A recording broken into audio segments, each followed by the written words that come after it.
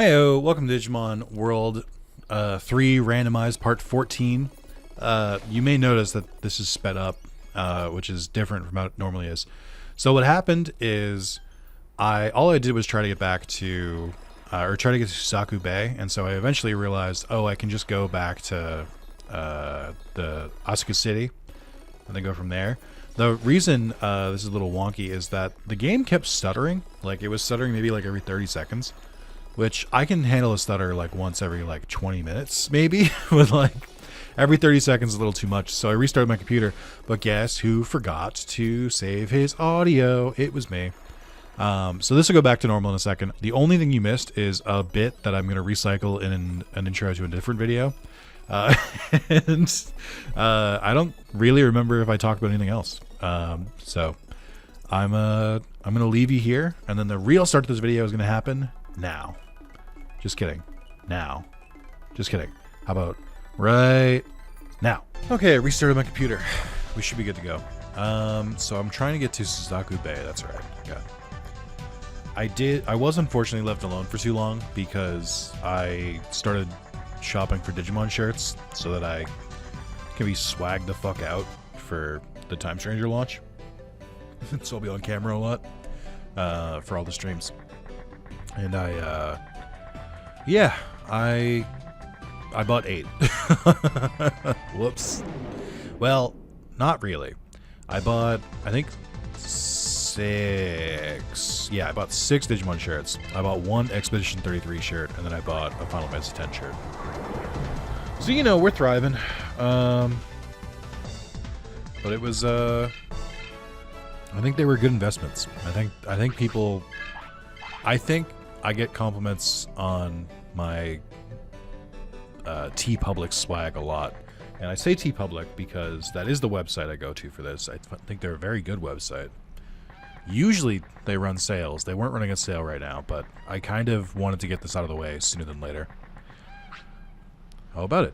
Want to fish? Oh, no, that's right. I still need the spider web. Because I have the bamboo pole. I don't have the, and I have the red snapper. Speaking of Time Stranger, I'm not gonna announce this a lot, but I was thinking recently, and by recently I mean like just a mere few hours ago, when I was daydreaming when I should have been working. I was thinking about how, I don't know, I feel like I gotta take a step back for this. When I first started doing YouTube, I feel like people used to donate on stream just for the love of the game. I feel like that has shifted. Now, I'm not going to say whose fault it is, mine, because, you know, I've trained my audience into only donating when there's like something directly tangible that you receive for it. Probably not the best idea, but I often wonder if people realize the power they have in the streaming situation. Tremors. I've never seen it. I've heard it's good. I've heard every other sequel is bad, though. What's going on? Like, I wonder if people realize that I'm only going to have one blind playthrough of Time Stranger. And if they wanted to be immortalized, you could drop a donation and get one of my funny alerts off. Bonus points if you do it during a scene where I'm like actually paying attention or something and it catches me off guard and scares the shit out of me. If you time your donations well enough, you get to be part of a highlight because it has to be really funny. But I do not envy anyone trying to do that. I think that's an uphill battle. But it's one of those things where I'm like, I feel like the last Digimon release that I streamed was Hacker's Memory, and that was in like what, 2016 or 2018, something like that. So it's been a good few years because I didn't stream Digimon Survive. I was too afraid of spoilers, which I think I still am afraid of spoilers, to be clear. I would hope the audience wouldn't intentionally ruin a new Digimon game for me. I mean, I feel like that'd be kind of shitty. Leader went to look at the damage caused by the earthquake. Their sense of responsibility is always so strong. Stop blazing. But it's, but yeah, that's part of it. And then, I lost my train of thought. Yeah, I like that's really the only reason I didn't stream Survive, is that I was too afraid of spoilers. But like, I don't want to be spoiled on Time Stranger, but my main goal this time, and I don't think it's gonna be possible because I expect it to be a pretty long game. My goal is I'm just gonna beat the game before people get a chance to spoil it. As the more people that know the ending of that game and like the story beats, the higher risk of spoiling. Therefore, if I just play through the game faster than them, my risk goes down. It's never zero. I mean, if someone wanted to be malicious and just like post, you know, like the ending or some shit, or like go like look it up on YouTube or something, first of all, it would be so mean. And it would be like, there'd be no benefit. Like you would get worse videos and worse streams because I would know what was going to happen. Like, I'm purposely not looking at trailers and like reveals and stuff because I want to go in and be like, oh shit, look, it's fucking glub shit I'm on. Like I want like it to be a fun experience for me and for the audience. But like, so like I'm trying to do my best here, and it just, I don't know. I would shrug it off in the moment. But, like, I just wouldn't stream the next new Digimon game. Like, if you want to hang out in stream and have a fun time, that's your answer. I forgot that I agreed to do this. I did not know you were over here. All right. Okay. Hey, you there. What do you want? Hey, Kukimon, can I ask you a favor? Can I get Kodomon DDNA from your DDNA? Let's see. Yes, but on one condition. Oh, you must first fight me and win. Okay. But yeah, I'm a little worried about it, but fucking Haggermon. But at the end of the day, it's out of my hands. If someone decides to be malicious, I can't do anything to stop it. They get whatever they get out of it. Like they get to be annoying. I mean, good for them. I can't fight against that. So it's kind of vulnerable to like stream it, but I am weighing the pros and cons, and I feel like the amount of fun that I'll have with people discovering things parts of the game live as I play it, and people who are going to be in the stream with me as we like get to big story beats, I think that far outweighs the risk, and so I'm willing to take a chance, and I think it'll be fun. And also it goes without saying that, like, you know, I think it's going to be a fun time no matter what. Like, regardless, they can't dampen my spirit. Please don't attempt to, but like, it should be strong. Yeah, I won against Kukimon. Your Digimon are very strong to defeat me. It was the most fun I've had in a while. Here, take this. Kodomon DDNA. Nice. As I'm sure you guys have realized by now, talking about this playthrough again, I will not be changing party members. No, thank you.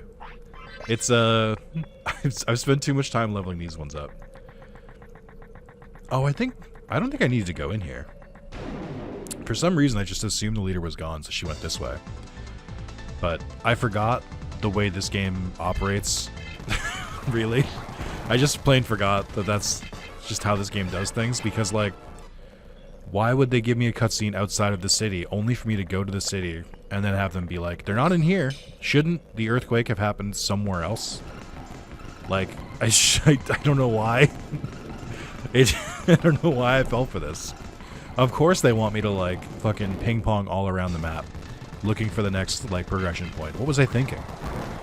I sound so silly right now. Like, of course that was what they were gonna do. I am, like, annoyed at myself now, because I tried not to follow the guide, because I don't love following guides. It's not my favorite thing to do. I like to just play the game in the moment. I'll talk about this at length in other series, where I'm like, the most fun in these games, or in video games in general, is being able to just, like, stay in the moment. The second you have to, like, go look up a guide because something is, like, obtuse, you've already lost. Like, you've already fucked up. Like, a player should never have to leave your game to figure out what else is going on. Unless you're intentionally doing some sort of ARG. But, like, I don't think that's the case. And I think there's, like, a level where you can, like, accept that it's probably going to happen.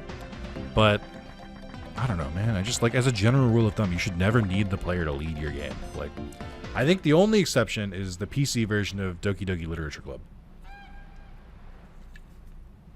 which I will allow. And if you don't know what the fuck I'm talking about, you should play Doki Doki Literature Club. Go in completely blind. It's a pretty short visual novel. I think it's only a couple hours. And they do some very interesting things with the story. And you're going to play for longer than an hour, and you're going to be like, what the fuck was he talking about? This is just the most bog standard visual novel I've ever played in my life. Would I recommend it if that were the case? You need to ask yourself. And then you need to ask yourself about the amount of things I've complained about. And to ask, would I specifically have played through a bog standard game? No. I'll even go further. I don't have the platinum in Doki Doki Literature Club, yet I finished it. So that should tell you everything you need to know. I actually do need to go back and platinum that game. It's just, there's some stuff you have to do that I just haven't got the patience for. It's not a long platinum at all. I just like lost my momentum on it. Like I beat the game and then I went to look at the platinum later and it was too long, too late. I'd already like, it'd been like months at that point. You should play it though. I think they're in here. I hope I haven't like gone to this area for no reason. We're gonna fight a bunch of, well, I guess it's not Numon now. Red Corymon, okay. That's kind of like a Numon. I think Red Numon, no, I think it's Blue Numon that spawns here. Oh yeah, look at, we have our first difficulty spike. I guess not first, we've had others. But they are taking a couple hits to kill.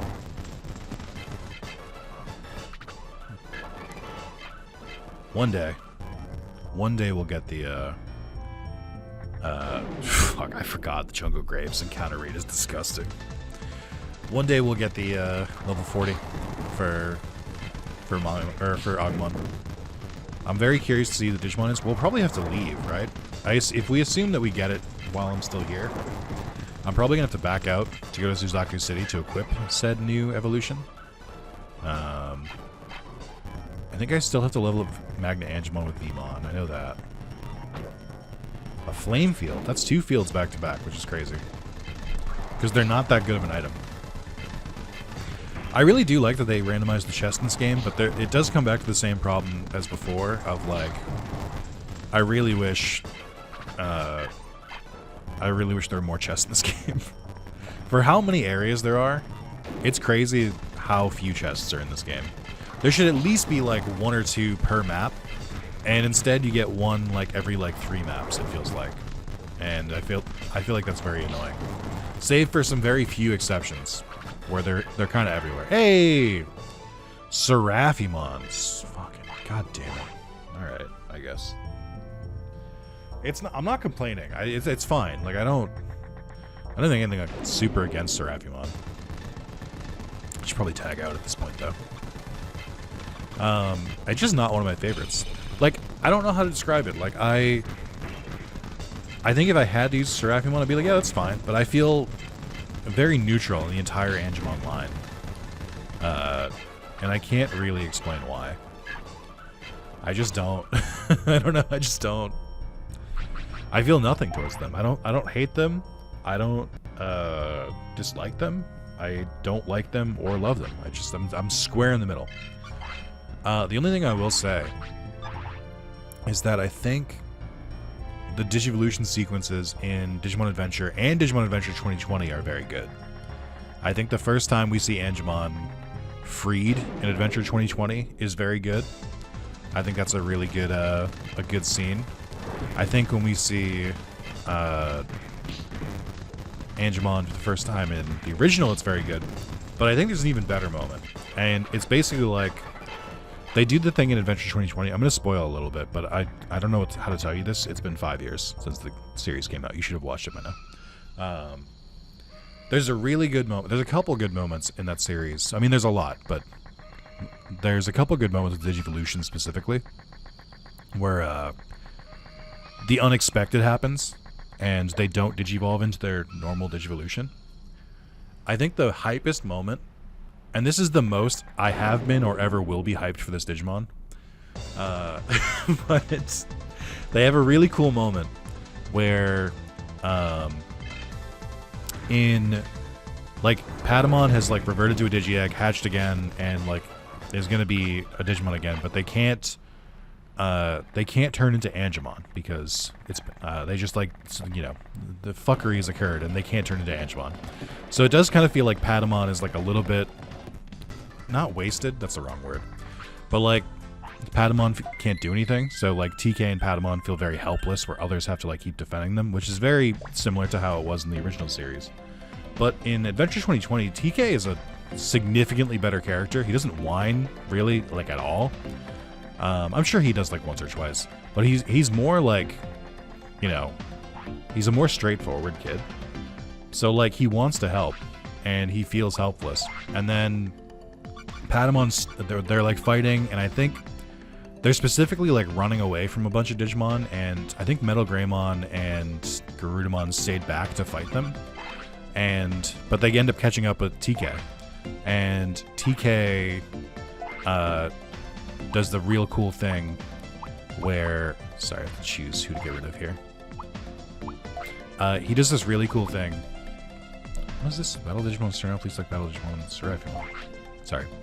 I'm completely ruining this, by the way, because I keep getting distracted. Patamon starts digivolving, and it turns out to be Pegasusmon. And it's like, oh fuck, oh my god, he diverted from the path, oh my god. I think that's the first time in that series where someone digivolves outside of their normal digivolution path. And it was super hype. It was real, like, I don't give a shit about Pegasusmon. But the fact that he came in like clutch and without the Digi-Egg like needed, and it just like was an alternate digivolution, that shit was rad. And then like, you know, he uses Pegasusmon for a while. I think he eventually can swap between them and Angemon, I think. But I just thought that shit was cool. I think there's surprisingly few. I think they were kind of like testing the waters with it a little bit. Which I feel like Ghost Game took the wrong lesson from that. Like, Ghost Game was like, got it, people like alternate evolutions. I was like, well, no, like, you gotta earn it. You can't just have one Digimon who just has 4 champions they can turn into. Like, that's not how this works. Like, the reason people like it is that it's just like, it's unexpected. I can think of one. There's one with Togemon.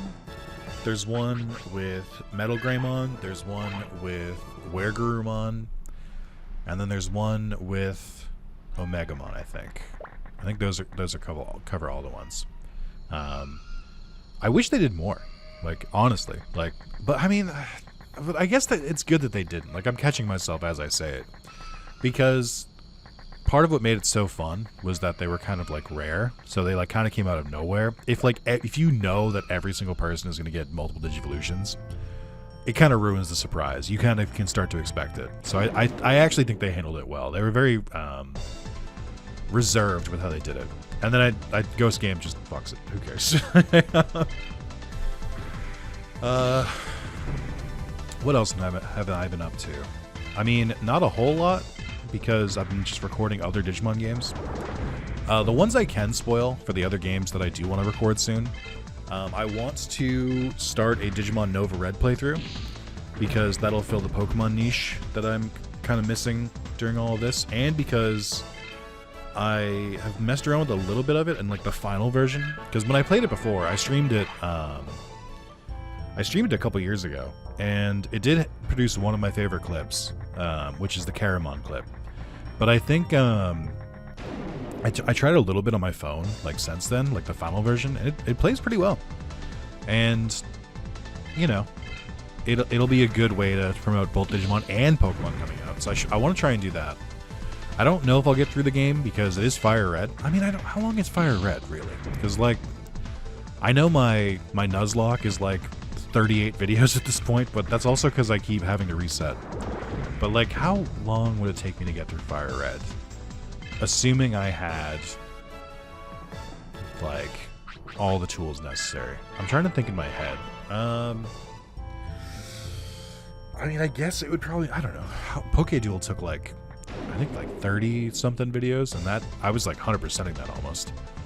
And that's also based on Fire Red with extra stuff, so it would probably be like 20 parts maybe. I could probably bang through that in like 7 weeks, probably, maybe. But yeah, I want to play that. I want to try the Battle Spirit games. I don't want to do like a full thing with them. I just want to try them out like once or twice each because I'm like, I don't think I'm gonna enjoy them. I think they're probably as bad as I remember, if not worse. And then the other one I did a video in Digimon All-Star Rumble, which was the kind of shout-out Digimon game to try to see if there was still interest for Digimon in the West. Turns out there is, because that's how we got Cyber Sleuth, and then Next Order, and then ooh, Mega Gargamon again. Oh yeah, there's where Musymon's supposed to be. I'm not going to start it. We don't have to. Okay, I've said my piece. Just don't. We don't need to go any deeper. But what was I going to say? I started Digimon All-Star Rumble, and I could potentially do a couple of those. It's one of the few Digimon games I don't have the platinum in yet. There's only 3. It's Digimon All-Star Rumble. It's the Japanese Vita version of Digimon Cyber Sleuth, which I own. I just haven't gone through yet. And then there's Digimon World Next Order for the Vita, but specifically the Chinese Hong Kong version. And the main problem with that version is that I can't fucking find it. So it's increasingly frustrating. So there's someone said that you might be able to play the Hong Kong PS4 version of Next Order, and that might count towards those trophies. I'm here to report to you that yesterday I created a Hong Kong PSN account. That's not that interesting. I have several different region PlayStation accounts. I think the first one I made was a Singaporean PlayStation account, because that way you get access to a lot of like Japanese and Chinese, basically just Asia region games, but the main language in Singapore is English, so you can usually get English subtitles at the very least versions of a lot of games that just don't release in the West for some reason, which is cool. All right, we're gonna fight him, but let me finish this thought. So I have that. I got a Japanese one as well. I forget what I needed the Japanese one for. I don't think I needed it for a Digimon game, but I downloaded it for something specific, and I definitely played something with it. Then there's the then I have a EU PSN account, because sometimes trophies will have a separate trophy list in the EU. Like I got another platinum for Final Fantasy 15, even though it's the exact same version of the game I already played. I just made the Hong Kong one. I have I'm forgetting one. There's one I use kind of a lot. And then I have an alternate one that's just for like, just like if I need to log into like another PlayStation game and to like play a game with myself for trophies. Don't worry about it. It's perfectly fine. It's not a mental illness. Don't worry about it. But I think so I made a Hong Kong PlayStation Network account. I went to Play Asia and I bought a Hong Kong PSN network card. And then I went and downloaded the game. It was on sale, so that was pretty cool. Loaded it up, fully expecting this to work this time, for sure. And then I got in the game, and the trophies just referenced the English list. So all it was doing was just saying, like, you already platinum this game. And I'm like, fuck! So that was a bust. The only way I think I can do it at this point is I need specifically to find this version of Digimon World Next Order for Vita. The problem is, it's impossible, because you might be thinking, Nick, how hard could you have looked for this? I'll tell you, I already own 2 copies for the Vita. Like, I own the Japanese version, and then I own, this one was supposed to be the Hong Kong version, but then it's not. It's just, I don't know how to describe this. It was like, it's just the Japanese version, but it was released in Hong Kong. Because the voice acting is in Japanese, the subtitles are in Japanese, the manual is in Japanese, and it's all like that.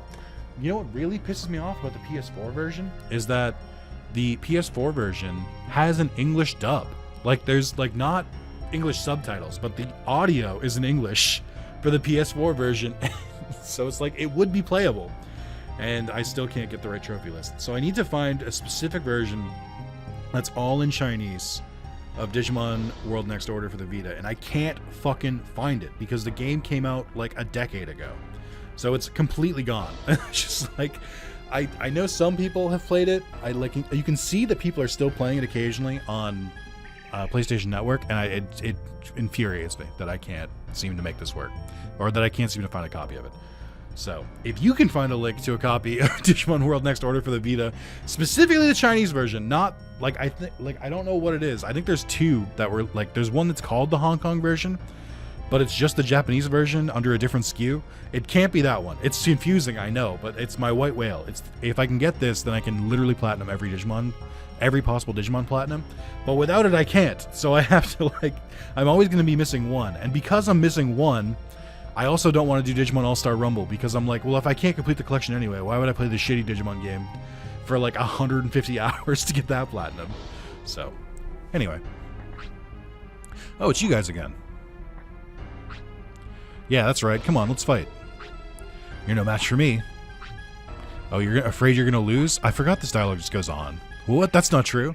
All right, if you want it, let's fight. I think there's still another line from Junior. Real quick. Ready? Okay, there we go. Never mind.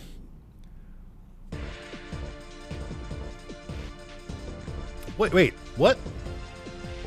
He didn't get randomized. What the hell? Is this legal?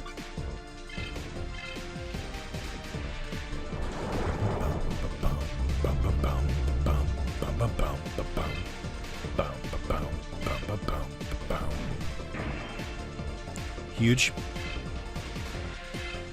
I do think Vmon is probably going to clean house here. Oh, maybe not. That actually didn't do as much damage as I was hoping. I think the way the game works is I don't think you're supposed to fight Zanmamon the first time you run through here. He's supposed to be above your power level. But obviously we're a little overpowered, and the randomizers are kind to us, so... it's doable. Oh, am I going to get the blasted? Yeah! By the way, even though I reset this video, I did try loading the save state again, and it just worked. So I think I just had to restart my computer.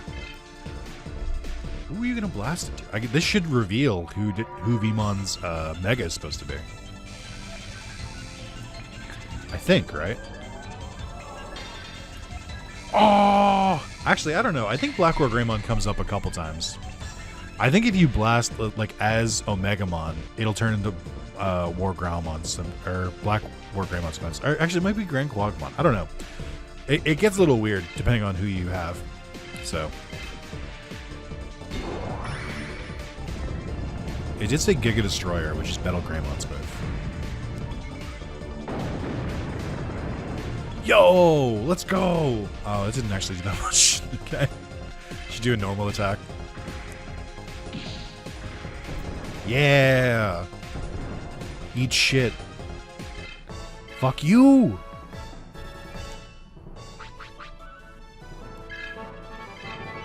Okay. Nice. He didn't drop any items, which is a little rude, but whatever. Also, I like that we're in a catacomb, singular, not catacombs. Well, what? I lost. How was that? I'm pretty strong, ain't I? Ain't I? Oh, alright, I'll give you this, so forgive me. A rusty katana. Oh, well. I'm going to live in peace here. Please leave me alone. Yeah, I did bully him a little bit. Alright. That's fair.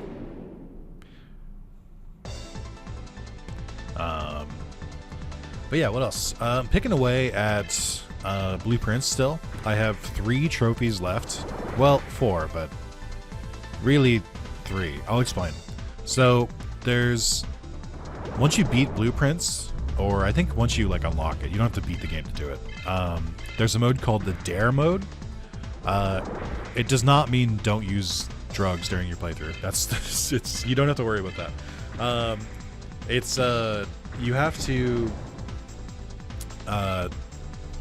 basically beat the game or get the normal ending, because there's multiple. I think there's a couple endings to that game, but I think that there's beat the first ending. But you have to do it by abiding by these dares that the game will randomly assign you, but it does it in a really weird way. So you need to have, I think, 4 dares active in order to beat the game, but they only let you gain 1 dare per day. So the strategy is you're supposed to start the playthrough and then end the day a couple times, immediately, and then see what your first 3 dares are, and if they're difficult, then just try again. But it's weird because it works so strangely, because you would think that if you were designing a mode like this, you would make it so that if you failed the challenge, it would like reset all your dares, but it doesn't. So like I got like you can get a dare for being like, you know, draft every single kind of room. So you need like a purple room, an orange one, etc. And if you don't do that and you like end the day, you'll get this like super long cutscene about how you failed the dare, and then it'll make you restart the day from the beginning. But that doesn't make any fucking sense. Like if you failed the dare, it should just be like, oh, you failed, now try some different dares. On the flip side, if you manage to abide by all the dares but don't beat the game, you can make the file can keep going. So like even though like you get like 1 dare per day up to 4 dares, you can get up to like day like 20 as long as you follow all the dares like on the way. So you can make permanent progress in it, but it's just like not weird. Oh my god, where the fuck is she? Sorry, I really thought she was going to be here, and now I'm annoyed that I have to follow the guide again. Talk to Patamon in Suzaku Hall to find out where the leader went, or find out that the leader went somewhere, possibly to the jungle, to check out a weird sound. Make your way north towards, you'll run into a girl who will tell you that the leader went into the catacombs. Hey, at least there's a trail to follow. Is there? Is there? Are you sure? I have to go all the way back out again? I'm so fucking annoyed. But yeah, so it's weird because I don't know how many total dares there are, but I feel like there's like 20 or like 15 or at least. But they're like, some of them are kind of easy and some of them are like brutally difficult. Like there's one to never pick up the blueprints. Get it? Blueprints. So you can't look at the map or your inventory. And you're meant to like beat the game without ever looking at your map or your inventory. And then there's ones that are just like, never fall below 20 steps. It's like, okay, well, if you hit 21 steps, just end the day. And then you get to like save and start a new day fresh. There's one that's like, never leave through like the middle door when you're like starting the game. And I'm like, well, there's 2 other doors. Like, there's like, they're varying degrees of difficult, but like, it's crazy how different there are.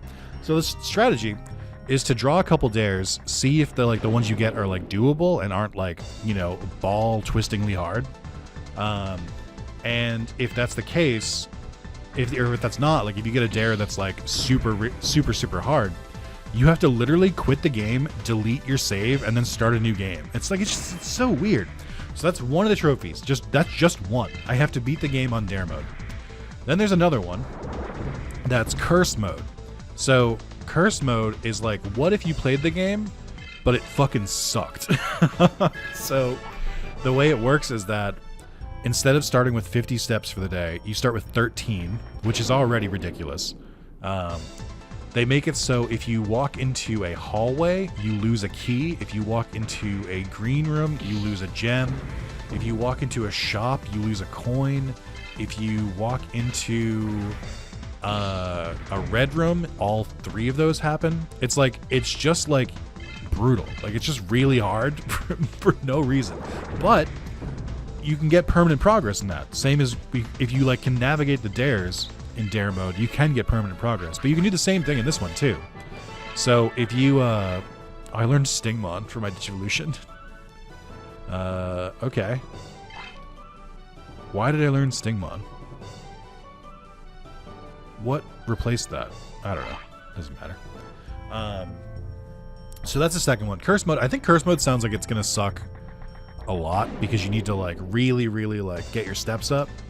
But I feel like it could be doable, especially if you just like slowly make progress. Dare mode, I think once I get like a couple dares that are like, you know, doable and aren't just like miserable, I think that should be easier.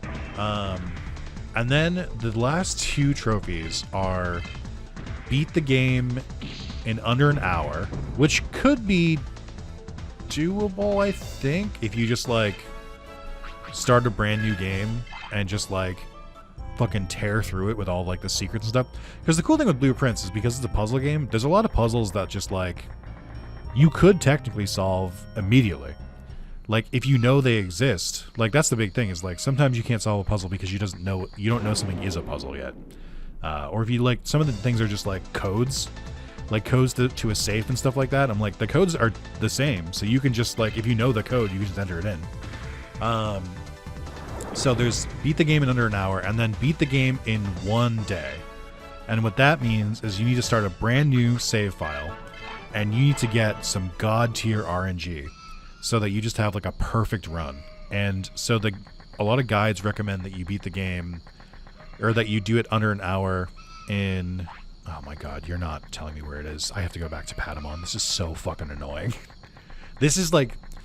Backtracking is obviously very annoying. This is worse. I think this is my biggest beef with older games. It's like, oh, you know where you're supposed to go next? But did these 3 different NPCs in varying places tell you that specifically? Because if they didn't, ooh, sorry, you can't progress. Which is stupid. Like, I really hate when older games do this, where they're like, oh, sorry, you didn't talk to the right person first. It's not like I initiated like a story event, right? It's not like I had to watch something happen and then go there. No, I had to talk to 3 random fuck-ass NPCs. First, I gotta go get the earthquake cutscene. Then I gotta go and talk to Patamon, not Renamon, who also tells you that the leader is missing. Then I gotta go talk to Patamon specifically, and then I gotta go into the jungle, and there's a random-ass fucking girl there who I have to talk to who's like, oh, wow, the leader just passed by. Isn't that fucking crazy? Jesus Christ. Oh, you're looking for the leader? She's not here. She went somewhere after the earthquake. Like, how is that? Oh, okay. Somewhere. Where's that? I don't know. But I heard a weird sound from the jungle. Weird sound. Yeah, it sounded like a machine or a Digimon. A weird sound. Leader heard that and took off. I'm not sure, but maybe she's headed towards the jungle. I see. Well, thanks. Okay, so I'll rescind a little bit. But at first, he was just like, I don't know. They went somewhere. And I'm like, Brandon told me the same thing. Why didn't that count?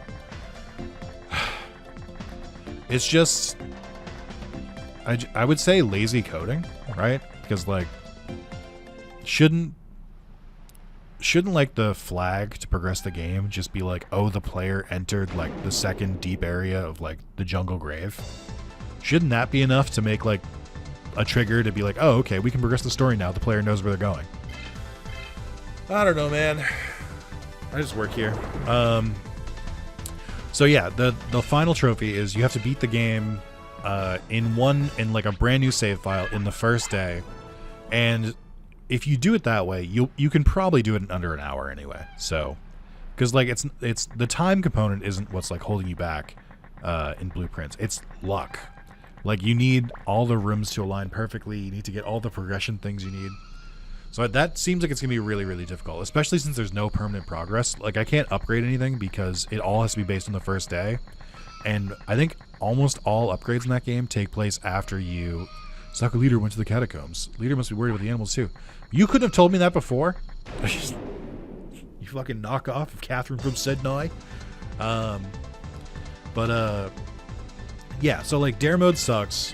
But, like, once you get the right dares or get some easier ones, it shouldn't be that bad at all. You just have to kind of be mindful of them. That's another thing too. Apparently, in dare mode, if you fail a dare, like if you do something that you're not supposed to, it won't tell you.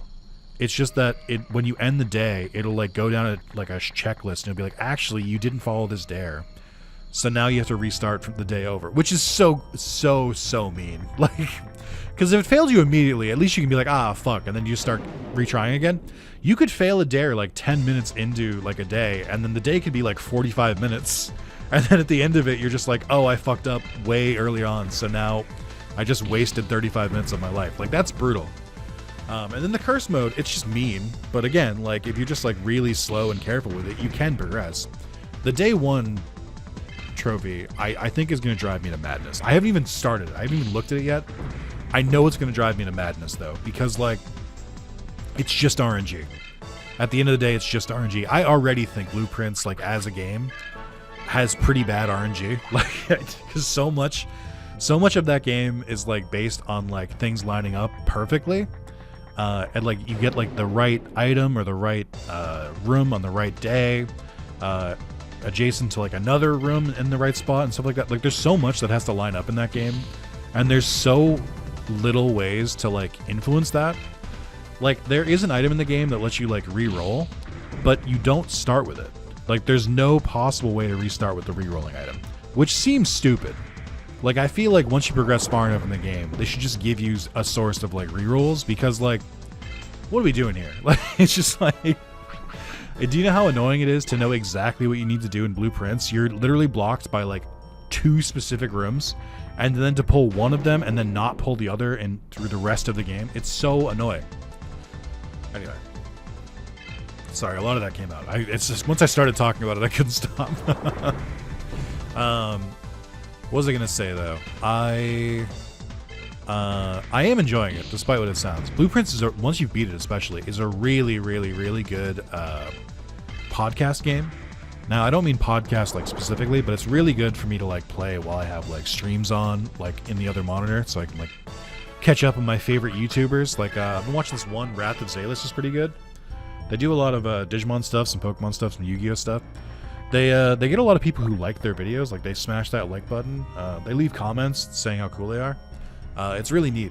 And then obviously some others. I've been watching Drawfee, Secret Sleepover, which is just half of Drawfee. Rainer Veyes, Northern Lion. I've been catching up. It's been good to it's how I stay like locked into the gaming sphere. Oh no, you can't go past here. See, look at that. Well, there was a weird symbol there, like literally 10 minutes ago. Whoa, what is that? A tunnel. That shouldn't be surprising after all the shit you've seen. Security hole. It's like a hole in the net. That must be the reason behind the earthquake. Whoa, that voice is from a gondola. I get it. He's Bulbmon. Well, don't gender him. If I go through this hole, maybe I'll find Amaterasu server? I told you can't go. You don't know what's going to happen. It's too dangerous. As the leader of the South Sector, I'm not going to let anyone get hurt. Well, I've already beaten you, so... Oh, come on. I really do have to get to the other side. I heard the AOA, right? Someone has to go now, or worse things are going to happen. If you put it that way. It should not have been that easy to convince you. Oh, all right. But if it's too dangerous, come back, okay? Hey, Suzaku Leader, I have a question. Do you know where the emergency chamber in the North Sector is? Are you talking about the emergency matrix chamber? No, the other emergency chamber. It's located in the basement of Kulon Mine, but you need the 4 leader badges to use it. 4 leader badges? I got it. Thanks, Suzaku Leader. One child. Beta testing the game. It just doesn't make sense. Oh, I forgot how good the music in the bug maze was. Alright, let's fight his ass, and then we'll do the rest of the bug maze. Unless, is the bug maze after... I forget. I thought you fought him at the beginning of it. But he might be at the end of it. I think he is at the end of it.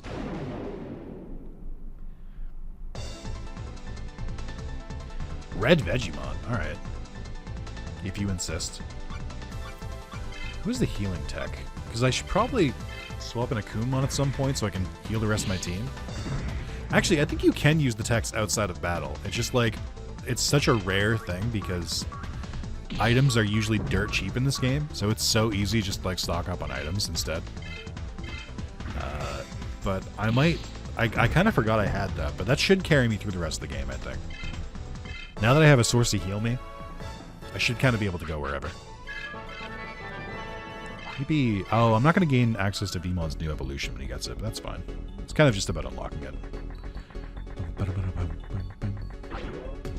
A Ronin shield. It's Kodamon's equipped, right?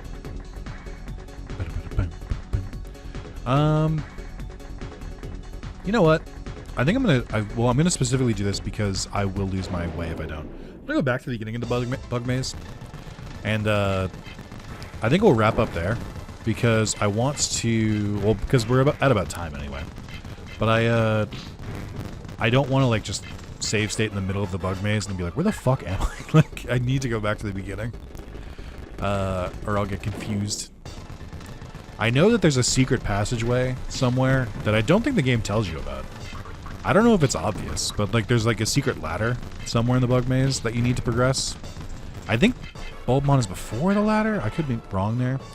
Learned Ice Shower. What level do they have to be? I think it's 50, right? Yeah, let's... Oh no, you jump down. There is still a hidden ladder, I think, somewhere. Yeah. Let's call it there. Thank you so much for watching. I endeavor to have more to talk about in the next one. Just kind of ranted again in this one. Thank you so much for watching. Don't forget to check out some of the other new Digimon videos I've put out recently. I think you should, or I think you'll enjoy them. I think I forgot to mention this. I restarted, not restarted.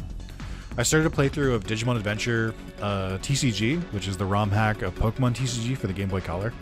After I streamed it for the 13-year anniversary, so like literally like less than a month ago, Guizen Buick, who makes all the Digimon Pokemon ROM hacks, left a comment being like, oh, by the way, I actually just released an update for this, and I've played it on the new update, and it's already like way better, and I liked it to begin with. So like, it's really cool. Anyway, thank you so much for watching. I'll see you in the next video. Bye-bye.